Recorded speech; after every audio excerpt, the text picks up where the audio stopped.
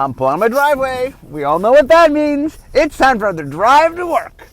Okay, so last time I talked about a trip I took recently with my daughter Rachel to Broadwaycon. And one of the things, I got halfway through it last time, so this is the second part.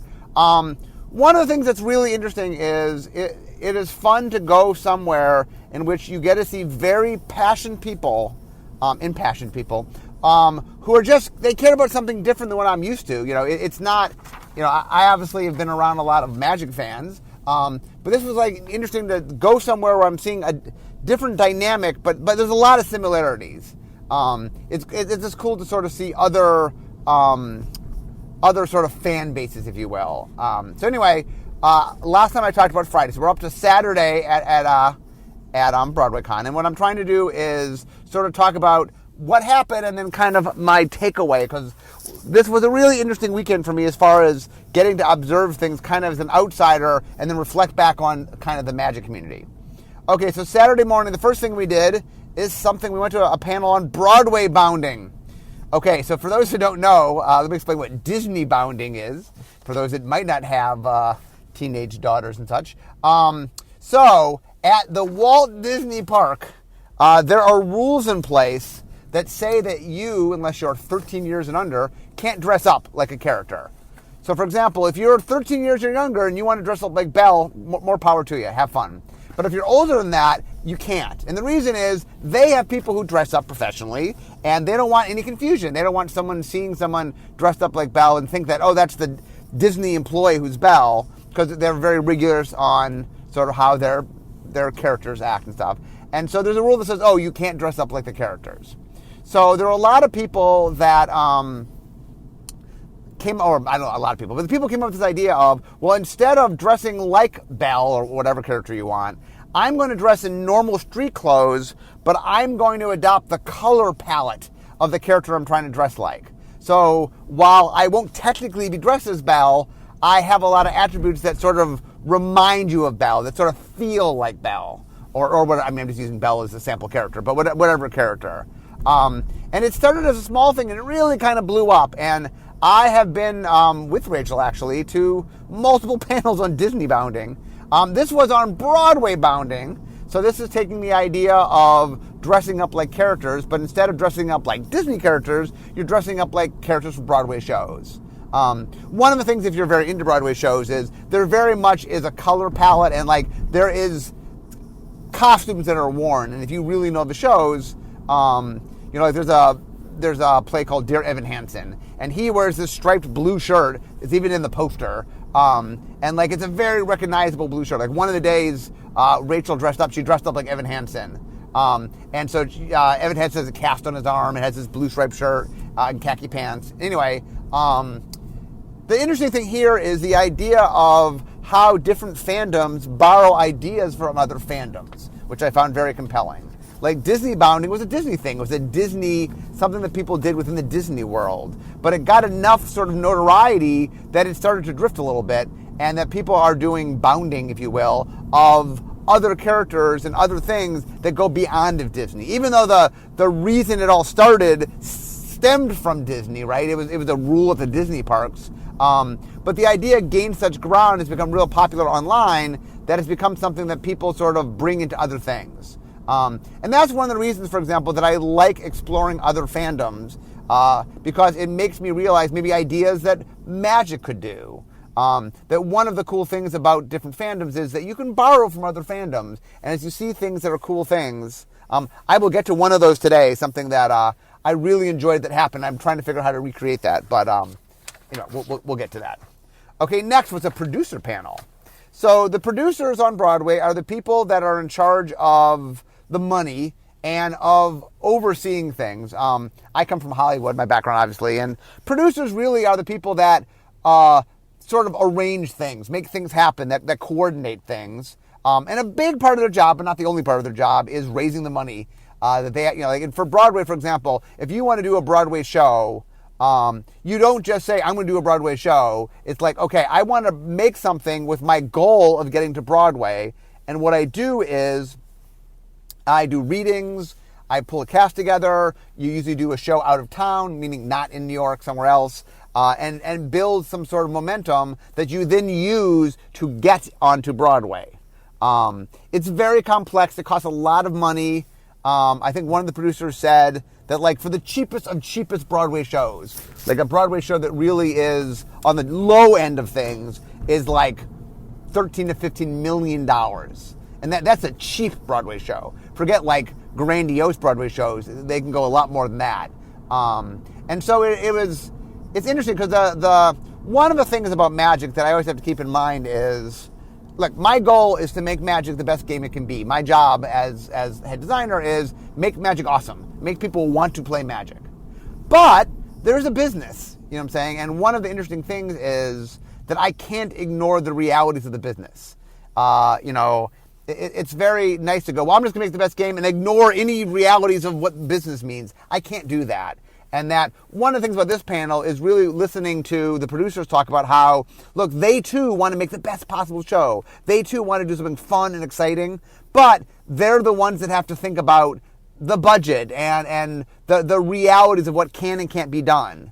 A big part of the producers also is interacting with doing marketing and selling, not just raising the money to make the show, but then doing all the things to get people to come to the show. And that one of the things that I've realized is, part of my job, yes, I'm a creative that makes things, but I also have to worry about, the finances of making things in a way that's responsible, or work with marketing of making sure people get excited to want to come to the set, that there's a lot of, that Magic isn't just, it'd be nice to live in a vacuum where, like, I just make all choices solely independent on what is the most awesome thing and never worry about any ramifications of real life or of business or anything. But that's not the case. Now, a lot of what we try to do is figure out how to balance that so that we are meeting the needs of the business in a way that makes the best game possible. But it's interesting when I listen to the producers talk that, and it was really interesting because, the producers that they had were producers that had done a lot of big Broadway shows, and they were sharing stories about, trying to get something there. Like the interesting thing to me is almost every panel I sat in that was about a Broadway musical where they brought in the cast and the creators of it was always about how it was an impossible journey to get there, that somehow they did, that if you had asked early on, nobody would have expected that this thing would have succeeded. And how all along the way, there were naysayers that say it couldn't happen. And that kind of reminds me of, I'm often trying to do new things. And there's not a thing that I've done that wasn't a little on the inventive side, that somebody didn't go, really? No, you can't do that. Split cards, hybrid mana, double face cards. I mean, just go down the list. Like, whenever I'm trying to do something that is new and different, it's funny, there's an article I read, I joke about it now because it's almost its template where, like, I want to do this crazy thing, they said no, and then it's like the fight to get it made, like, I finally did it. And those stories always begin with, some real resistance early on. And it's interesting to hear somebody else go, we too fought, like, it's a very common story. The act of doing something different especially. One of the big things going on right now on Broadway, and I'm really in media, but is the majority of Broadway musicals right now are based on properties you already know. So, for example, Pretty Woman just opened, and Tootsie opened soon, and Beetlejuice opened soon, and King Kong, I think, opened this year. And, like, so much of what's on Broadway is, oh, this. Usually things that are pulled from other places, movies especially. And it's interesting seeing some of the more original ones that are, like I talked about the Prom last time, that's not based on anything. I mean, loosely based on a newspaper article, I guess, but I mean, it's not like a famous movie that it's based on. And even Be More Chill, which was based on a book, it's not a very famous book, not like Pretty Woman or Beetlejuice, which were, hit movies. Okay, next was a Disney fan meetup. So fan meetups, the idea is one of the things that's happened in the age of the internet is a lot of fan communities have formed online. No surprise there. Magic has a giant fan community formed online. So one of the things that they do at Broadwaycon, and they did this at VidCon, and I assume, gaming conventions I'm sure do this as well, It's just the idea of people who are fans of something all get together. So this was a Disney fan meetup. This was the biggest meetup we went to. Now, like I said, I talked about the Disney panel last time. Disney's 25 years in. They've been doing a whole bunch of different theater. A lot of it has gone over really well. And they are a big part of sort of the Broadway scene. Like I said, right now I think there's 4 Disney plays on Broadway, I believe. Anyway, the Disney as a larger entity has a pretty big fan base. So it's not a surprise that Disney Theater would have a big fan base. So what happened basically is they did a bunch of trivia. I actually answered a question correctly. I had been to the panel the night before on the Disney panel, and they asked a question that the panel had said, and I remembered it. So I won a little prize. So they videotaped a bunch of Disney stars that were in Disney productions who all said hi to the fans. They did some trivia. They let some fans talk a little bit about what Disney meant to them. And once again, there's this ongoing theme whenever you talk about fans and how they interact with the fandom, is that time and time again, the thing is, I was having hard times in my personal life, and something about this fandom spoke to me and really helped me through. Whether it was a certain play you saw, a certain message, or whatever. Like one of the stories that was told was somebody who was having real issues, and they went to see Frozen. Frozen's on Broadway now. And that there was just a message in a song on Frozen that just spoke to them and really helped them tackle a problem they were having, and how it really bonded them with the show. And I just hear that time and time again, and that's just very compelling.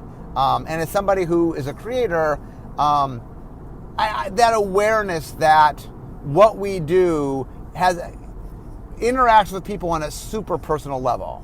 And like I said, I talked about last time, I asked for letters, and I mean, I've read a lot of stuff, and people write to me, even without me asking them to write to me. I get a lot of people telling me their stories, and a lot of the stories are very heartfelt and really like, oh, here's how magic not just did something that I enjoyed, but really bonded me with a way that helped me. And I'm always happy, as a creator, it's always exciting to hear that you're doing something that's bringing people together or helping people cope, or all the various things that stuff like magic can do. It's very exciting.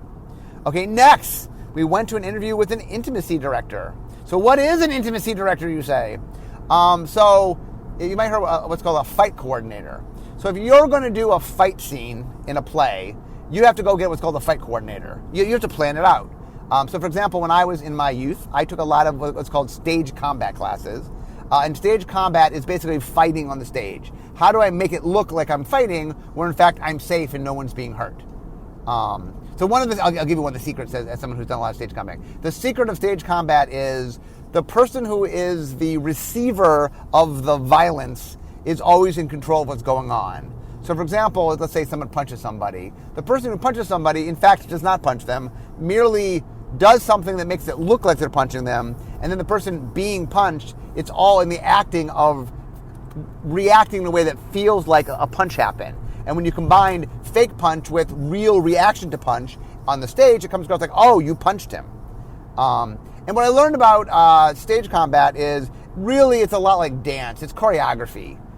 It's all about these things happen in these orders. Like when you do stage fencing, for example, it's all about I'm going to hit you upper right, lower left, upper right, lower left, forward, lunge. And you know where I'm going to go, so that you know where to put your sword. And so we are working together to make a choreographed scene. And then, like I said, it's a lot like a dance. Anyway, if you're going to do any kind of combat, you, I think, are required to get a fight coordinator. That's what they will do. So the idea of an intimacy director or intimacy coordinator, this is something pretty new, is the idea that if you're going to do anything in the thing that involves intimacy, nudity, sexual relation things, anything that sort of has an intimate quality to it, the idea is this person comes in and just like the fight scene, they help everybody work out what is going on. There are consent issues. There are comfort issues. There are a lot of different things that in the past, it's been very common for a director to go, well, you two just work it out. And that has led to some uncomfortable situations. So 3 women formed a company and introduced this concept to Broadway and to Hollywood, and it's really gaining traction. And so we talked with one of the founders, and she talked a lot about what they do and how they do it. And anyway, it's really interesting. It's a very new and different thing, but it sounds like a pretty cool thing. Anyway, that was that. Next, we went and saw an interview for the 15th anniversary of Avenue Q. So for those who do not know, Avenue Q is a Broadway show that's in its 15th year. Basically, it's the best way I've heard it described is sort of Sesame Street for adults.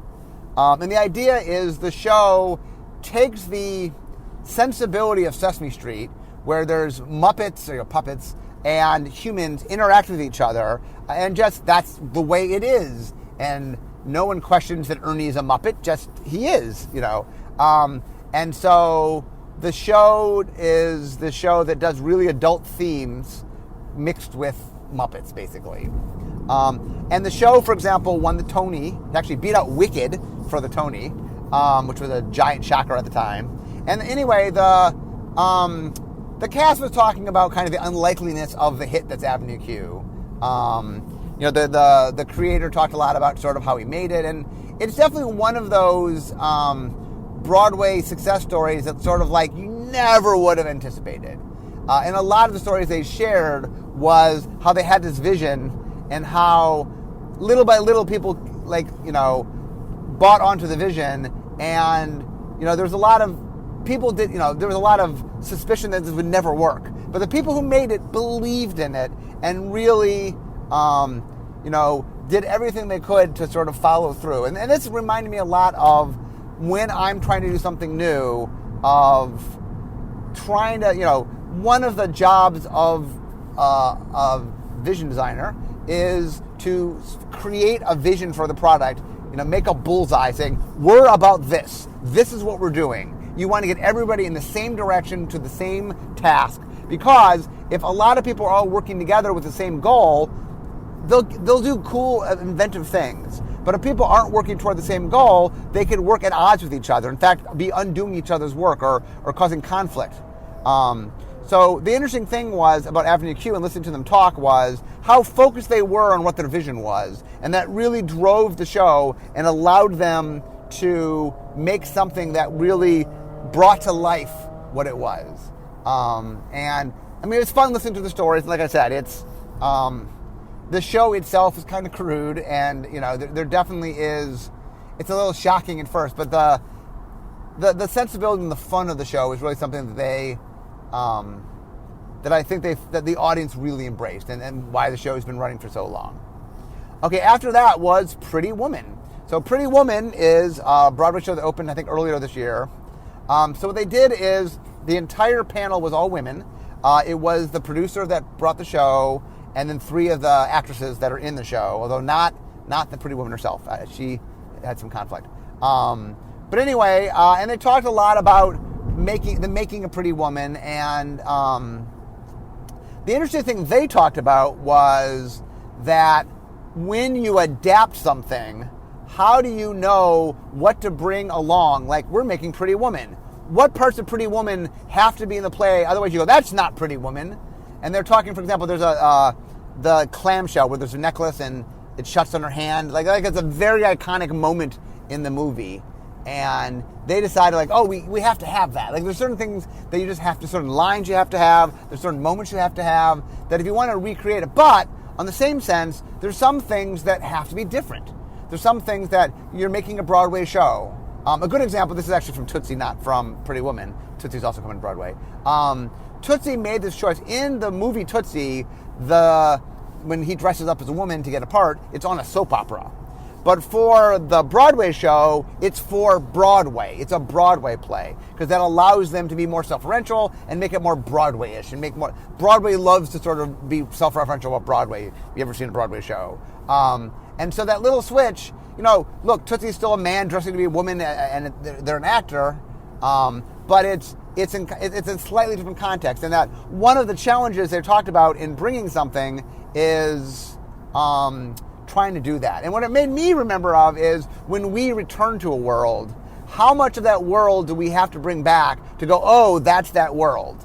You know, we're going back somewhere, and you go, oh, we want the audience to go, oh, I feel like I'm back there. But in the same sense, it can't just be 100% the same, that you want something new. You want something to say, hey, I want you to come experience this. Not just go, oh, I've experienced it already. Oh, I've seen the movie Pretty Woman. Oh, but we want you to see the play Pretty Woman. How is it different? What are we doing? And as they talked about the balance, it made me think about how much, like, it's interesting to see someone else have that same issue of you want some similarity and some difference, and how do you measure that so you can do it? Anyway, that was really cool. So the last thing we saw on Saturday was called the Blizzard Party Line. So this is the 4th year of Broadwaycon. So the first year there was a giant blizzard. So much so that a lot of the guests couldn't make it to BroadwayCon. So what they did is they got up on stage with a computer and they Skyped people. They Skyped actors that weren't able to make it. And that way the actors could say hi to everybody. And this became a tradition. It's something they do every year now. And so they just called some actors that were unable to come this year, and the actors were able to say hi. And there's thousands of people in the audience that could hear the message and stuff. And they shared stories and did stuff. Two things about that. One is the idea of being adaptable, the idea of sometimes good things come because you're adapting in the moment. And I talk a lot about restriction-free creativity. I think that there's things that sometimes we get to, not because we meant to get there, but because of different restrictions, we have to go somewhere else. And then some of those things, we discover cool and amazing things that we might not have discovered. For example, the entire guild system of Ravnica came because when I tried to do a heavy hybrid set with 10 hybrid combinations, it was just too much and overwhelmed them. And it made me realize that I needed somehow to chop it up in some way. And that was part of what led us down the path to get to the guilds. That, it's not like we started and got to the guilds. The guilds were us reacting to the first attempt at what we didn't work and really was causing problems. And some of those problems led into finding the solution that got us to the guilds, for example. The other thing that's interesting is the idea of tradition. That they did this once and then they bring it back, and it really has become this kind of fan favorite thing. And that's something else that I'm always conscious of is what can we do? Like Fibblethip's a good example where every time we go to Ravnica now, we hide Fibblethip in pictures because Fibblethip's always lost, and it just becomes this little game that the audience enjoys, and it's just become this tradition that's fun, and that traditions really can be compelling. Okay, on Sunday, first we went and saw some of the Broadway Family Feud. So Rachel had tried out for the game show, didn't make it, but so it was interesting. They would ask questions of like 100 people, and then they would the audience members. I think there were 3 fans and 2 Broadway stars that were on each team, and then the host was a Broadway star. And anyway, it was fun. Rachel and I didn't actually get to watch all of it, but it was neat to see, and it was neat to sort of see somebody take a known thing like Family Feud and then just switch it into a Broadway thing. And it was very flavorful. Then we went to see a thing about how fans are changing Broadway. We ended up walking in the very end of Out on Broadway, which is talking about the role of gay roles and stuff in Hollywood, which was really interesting. And there's a lot of discussion about how trying to make more opportunities and more visibility. And they talked a lot about diversity and representation. And like I said, Magic has tried really hard to be better about diversity and better in representation.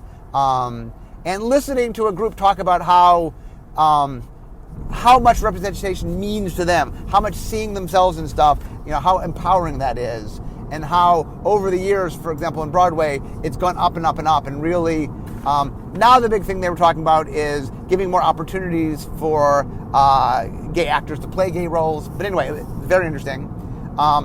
Okay, the next panel was called How Fans Are Changing Broadway. So Broadway has a much older audience. I mean, the average Broadway goer, I think, is in like their lower 60s or something. And Broadway was very slow to adapt sort of social media. And then what happened was the last 5 years really has started rewriting things. Like I talked last time about The Prom and Be More Chill, and that both of those were shows that neither one of which was based on a real popular property. I mean, Be More Chill was based on a book, but it's not Pretty Woman, it's not Tootsie, it's not Beetlejuice. And that really what got both, Be More Chill was a good example where they did the show off-Broadway, not even in Broadway, in New Jersey, at a small theater. It ran for the summer. They recorded an album and they were done. And they thought that was it. That was all you would ever see of the show. And it turned out that the record became this big hit on the internet, and really, it was the internet that brought it back. I mean, the show just finished its off-Broadway run. It starts its Broadway run in a month, and all of that is due to the fans. And likewise, the prom had a lot of social media interaction of, there were a lot of people that really, the prom spoke to them, and social media also helped them in their advancing on and getting to Broadway.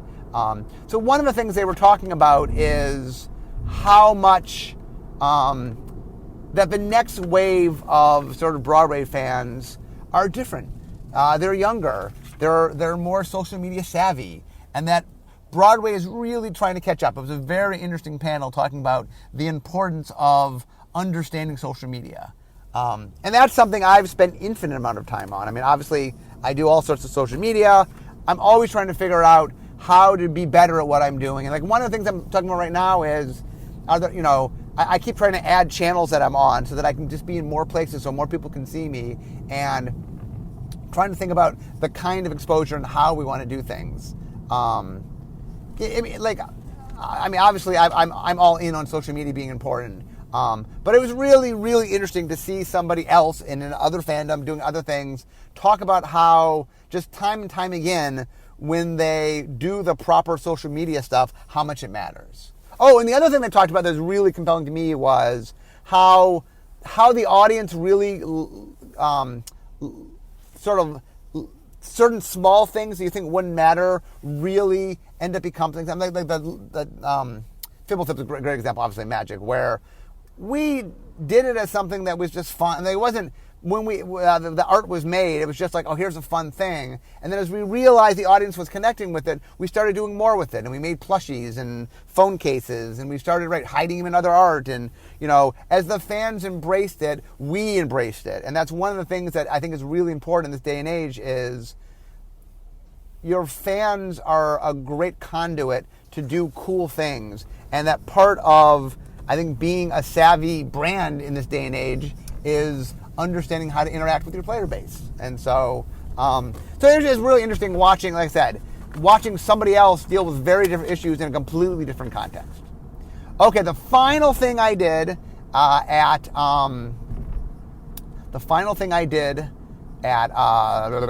Broadwaycon is Rachel and I went to a Be More Chill fan meetup. So Be More Chill, I've talked a lot about this play. Rachel is a big fan of it. So we went so all the fans could meet up, and Rachel had met the two people that were running the meeting ahead of time and to talk to them. So anyway, we were in it, and people were sharing stories and stuff, and then maybe 15 minutes into it, George Salazar, the guy who plays Michael in Be More Chill, which is the best friend, of the main character. It's a pretty big role thing. He shows up, he and one of the producers show up, and the place lost it. Right? Like these are fans of the show, and here's one of the stars of the show walks in, and he sat down, he answered questions, and he answered the fans, and he talked to them and took pictures, and it was amazing to see. Like, one of the things that I would love to figure out is I would love to have that same moment where something where people don't expect me to be there, that I could be there. And I mean, one of the things I definitely do is I like to find opportunities where I can surprise the fans, and it was really interesting being on the other side watching, you know what I'm saying? Like, I was in a room of, really very dedicated fans of the show, and when George walked in, they just lost it. It was so cool. It was really cool. And, he impressed me a lot. One of the things that he is known for is doing a lot of social media, and that he is... as it was kind of blowing up, as the show was becoming this big internet sensation, he was being very proactive in interacting with fans and being a very a presence there on social media. And it's funny because there's a lot of parallels in that a lot of the stuff he was doing, I see similar stuff to what I'm doing, where he was trying to find more and different ways to branch out and interact with the fans. And anyway, that was just, it's one of my favorite moments of the whole Broadwaycon, because it was a great example of sort of like the ultimate fan service. And by the way, I've been to, with Rachel, a lot of the different conventions that Rachel and I have gone to, we've gone to meetups. Every VidCon we went to meetups, and I've been to a lot of meetups with Rachel. Never, ever. This is the first time ever that basically, one of the people that the fandom is about showed up. I had never seen that happen before. Now, part of it is that Broadwaycon is a little bit smaller show. I know VidCon caused us some issues, had a lot more security precautions in place. I'm not sure what happened at Broadwaycon could have happened at VidCon based on sort of how they work, but it was just a really cool moment and really exciting. And it really hammered home to me the impact of the connection between sort of the two sides of the fans and the people making the thing. Anyway, that is BroadwayCon. I did not expect this to go 2 whole podcasts, but one of the things that was interesting to me, and one of the reasons that I really do enjoy going to new conventions, is that it's really interesting. Rachel and I figured out where we were. I think we were on the plane that this was either my 20th, 21st, 22nd convention. Of the ones I can remember, it was the 20th conventions of the ones I remembered. Then I later remembered 1 or 2 that I'd forgotten. But that it is always interesting and always neat to go to new conventions and sort of see. I love watching different fandoms deal with their fans and stuff, and it was really educational for me. Part of it was really fun because it's fun seeing Rachel in her element and sort of seeing Rachel so-called in and asking questions and stuff. It was fun for me also. While this is a fandom that I'm not seeing Broadway shows every week. I am very familiar with a lot of Broadway shows. I know most of the music. I am a fan of Broadway, if not quite as dedicated. I might not be the person that flies to BroadwayCon on my own, but it is a topic that I do understand and I do enjoy. Like I said, I was able to answer a few trivia questions over the weekend. And it's funny, Rachel dressed up in cosplay. I just wore, I have a bunch of different T-shirts of musicals, so I wore my T-shirt. Every day would be my musical with my flannel and everything, but I would have a musical T-shirt on and wore some of my favorite shows. So Little Shop of Horrors, if I hadn't mentioned, is my favorite. That's my favorite musical. Anyway, I hope this has been interesting to you, and I know I'm always a little bit nervous when I do sort of non-magic topics, but in general what I found is you guys seem to like when I veer off. As long as I bring it back to magic, you guys seem to like when I veer off into different things, just because I obviously talk about magic all the time, and when I talk about not magic, I share stories I've never shared before, just because they're brand new stories. Anyway, I'm now at work, so we all know what that means. It is the end of my drive to work. So instead of talking magic, it's time for me to make it magic. I'll see you guys next time.